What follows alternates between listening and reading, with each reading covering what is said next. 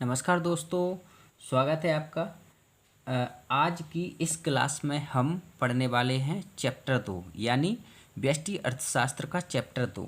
दोस्तों, इससे पहले हम चैप्टर 1 कंप्लीट कर चुके हैं, यानी कि हमारी जो कक्षा 12 की इकॉनमी है, इकॉनमी के 2 चैप्टर होते हैं, व्यष्टि अर्थशास्त्र और समष्टि अर्थशास्त्र, यानी कि 2 भाग होते हैं। सॉरी, तो 2 भाग में से पहला भाग जो व्यष्टि अर्थशास्त्र हम पढ़ रहे हैं उसका चैप्टर नंबर फर्स्ट यानी कि परिचय हम पढ़ चुके हैं, और अब दूसरा चैप्टर पढ़ रहे हैं उपभोक्ता के व्यवहार का सिद्धांत है। दोस्तों, मैं एक बात और क्लियर कर दूं, हम इसको कोई डिटेल में पढ़ने वाले नहीं हैं। हम इसके वो सारे क्वेश्चन बनेंगे जो अभी तक इस में से क्वेश्चन पूछे गए हैं। तो मैं सारे वो क्वेश्चन लेकर आया हूँ जो 2000 लगभग 20 से या उससे पहले से 18 से आसपास से और अभी तक यानी कि 23 तक जितने भी क्वेश्चन बने हैं वो सारे क्वेश्चन इस वीडियो में आपको मिलेंगे। तो बड़े ध्यानपूर्वक इसको देखना है, और चाहो तो आप नोट्स बनाते चलना है इसके। ठीक है, चलिए स्टार्ट करते हैं। पहला क्वेश्चन है, उपभोक्ता बजट को समझाइए। तो किसी उपभोक्ता के पास केवल एक निश्चित मात्रा में पैसे आए ऐसी 2 वस्तुओं पर व्यय करने के लिए जिनकी लागत बाजार में दी गई है। उपभोक्ता दोनों वस्तुओं की अलग अलग या मिली जुली ऐसी मात्रा को नहीं खरीद सकता जिनका वह उपभोग करना चाहता है। ठीक है, उपभोक्ता के लिए उपलब्ध उपभोग बंडल दोनों वस्तुओं की कीमत तथा उपभोक्ता की आय पर निर्भर करता है। निश्चित आय तथा दोनों वस्तुओं की कीमतों को देखते हुए उपभोक्ता केवल उन्हीं बंडलों को खरीद सकता है जिनका मूल्य उसकी आय से कम या बराबर हो। प्रश्न दूसरा है, बजट रेखा को समझाइए। बजट रेखा या बजट लाइन। देखिए, बजट रेखा 2 वस्तुओं के उन सभी बंडलों का संग्रह है जिन्हें उपभोक्ता प्रचलित बाजार कीमत पर अपनी कीमत पर अपनी आय से खरीद सकता है। बजट रेखा उन सभी बंडलों का प्रतिनिधित्व करती है जिन पर उपभोक्ता की संपूर्ण आय व्यय हो जाती है। ठीक है, अब देखिए, ये थोड़ा सा बजट रेखा का समीकरण है। इसको हम इस तरीके से करते हैं, p x into q x plus p y into q y छोटा है वाई से। ठीक है, इसको बजट लाइन कहते हैं, और ये आपका बंडल है। जैसे कि उदाहरण, bundle A B C D E, वस्तु एक्स है, वस्तु वाई है। ठीक है, वस्तु 4 है, यानी कि एक्स वस्तु 4 है, वाई वस्तु 2 है, एक्स वस्तु 3 है, वाई वस्तु 3 है। तो इस तरीके से मतलब जे क्या है और जे क्या है, आपका वाई है। ठीक है, देखिए जे बड़ा कौन सा है, जे वाला बड़ा है। तो अपन को इस तरीके से जे हो गया। अब जैसे एक समीकरण बनाते हैं, मतलब ग्राफ बनाते हैं, तो ग्राफ में क्या होता है, देखिए जे बाय है और जे एक्स है, क्या है, एक्स लाइन है। हमने जे बाय का बना दिया जे वाला, और जे एक्स का बना दिया। ठीक है, ये बजट रेखा होती है आपकी इस तरीके से। चलिए क्वेश्चन नंबर नेक्स्ट देख।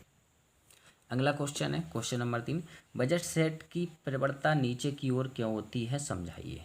ठीक है, बजट रेखा की प्रवणता नीचे की ओर होती है क्योंकि बजट रेखा पर स्थित प्रत्येक बिंदु एक ऐसे बंडल को प्रदर्शित करता है जिस पर उपभोक्ता की पूरी आय व्यय हो जाती है। ऐसे में यदि उपभोक्ता वस्तु एक्स की एक इकाई अधिक लेना चाहता है तो वह ऐसा तभी कर सकता है जब वह दूसरी वस्तु की कुछ मात्रा छोड़ दे। वस्तु एक्स की मात्रा कम किए बिना वह वस्तु वाई की मात्रा बढ़ा नहीं सकता। वस्तु एक्स की एक अतिरिक्त इकाई पाने के लिए उसे वस्तु वाई की कितनी इकाई छोड़नी होगी, यह 2 वस्तुओं की कीमत पर निर्भर करेगा। क्वेश्चन अगला है आपका। क्वेश्चन सारे मोस्ट हैं, अच्छे से नोट करते चलना है आपको। एक दिष्ट अधिमान या मोनोटोनिक परफॉर्मेंस से आप क्या समझते हैं। ठीक है, तो एक दिष्ट अधिमान उत्तर है, यह इस मान्यता पर आधारित है कि उपभोक्ता कम वस्तु की बजाय अधिक वस्तु लेना पसंद करता है क्योंकि अधिक वस्तु के उपभोग से अधिक संतुष्टि संभव है। ठीक है, चलिए जैसे मान लो अगर मैं आपको कहूँ कि जैसे एक जे गिलास है, ठीक है, जे गिलास है और जो आधा भरा हुआ है, मान लो एक दूध से भरा हुआ है, इसमें दूध भरा हुआ है, ठीक है। एक उपभोक्ता है और एक गिलास जे है, ठीक है, और ये पूरा भरा हुआ है दूध से। तो बताइए उपभोक्ता इसको पिएगा तो ज़्यादा संतुष्टि प्राप्त होगी या इसको पिएगा तो ज़्यादा संतुष्टि प्राप्त होगी? तो इसको पिएगा ज़्यादा संतुष्टि प्राप्त होगी, तो उपभोक्ता क्या करेगा, इसी गिलास के दूध को लेगा, ठीक है, जिससे अधिक संतुष्टि प्राप्त हो। चलिए अगला देखते हैं। क्वेश्चन नंबर 5 है, सामान्य वस्तु से आप क्या समझते हैं? जब उपभोक्ता की आय में वृद्धि होती है तो वस्तु की मात्रा में वृद्धि होती है तथा उपभोक्ता की आय में कमी आने पर वस्तु की मात्रा में भी कमी आ जाती है। इस प्रकार की वस्तुएं सामान्य वस्तुएं कहलाती हैं, ठीक है।